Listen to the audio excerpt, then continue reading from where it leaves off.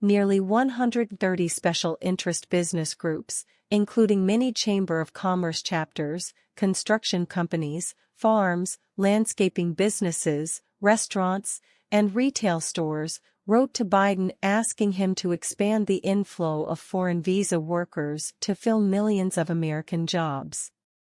We respectfully request that you expand a special category of immigration permits for individuals who can fill positions where labor shortages exist, for people migrating to the United States, and long-term immigrant contributors like dreamers, farm workers, and essential workers, the business groups write.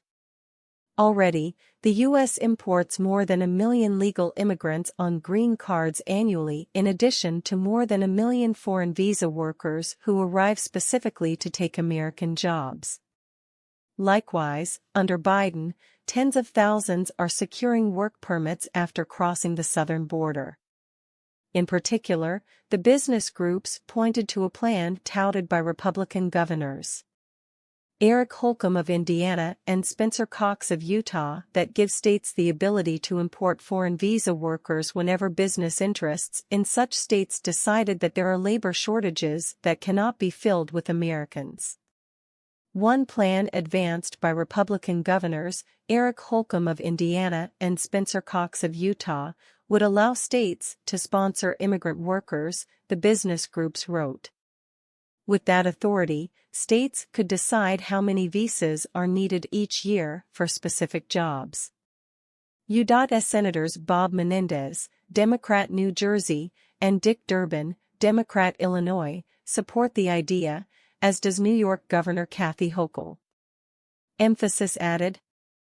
With congressional action on permanent immigration reform gridlocked, we look to your administration to expand the use of visas under current regulations and give states the authority to act on their workforce needs, so that migrants are treated humanely and businesses can rev up the engines that drive state and national economies. Emphasis added.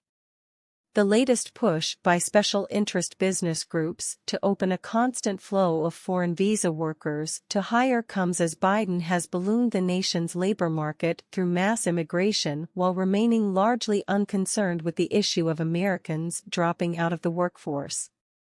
For instance, last year, foreign-born workers saw their share of the U.S. labor market hit the highest level in almost 30 years at more than 18%, with close to 30 million now holding American jobs.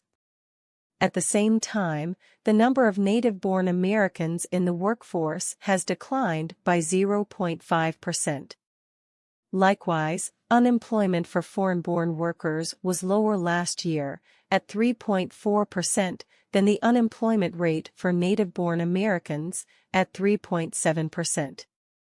The boon of foreign visa workers in the U.S. labor market, the Center for Immigration Studies, CIS, recently detailed, means lower wages for working-class native-born Americans in addition to more foreign workforce competition. Between the fourth quarters of 2016 and 2019, real, inflation-adjusted, weekly earnings for full-time, U.S.-born workers without a bachelor's grew 3.2%, CIS researchers write.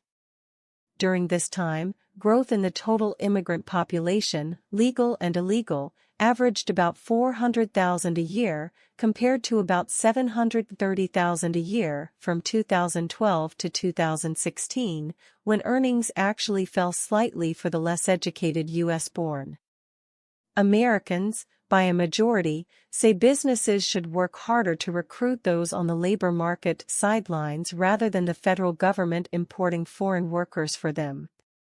In the most recent Rasmussen Reports survey, nearly 6 in 10 Americans said it is better for businesses to raise the pay and try harder to recruit non-working Americans even if it causes prices to rise when faced with labor shortages. A minority of only 26% said it is better for the government to provide such businesses with foreign workers to hire.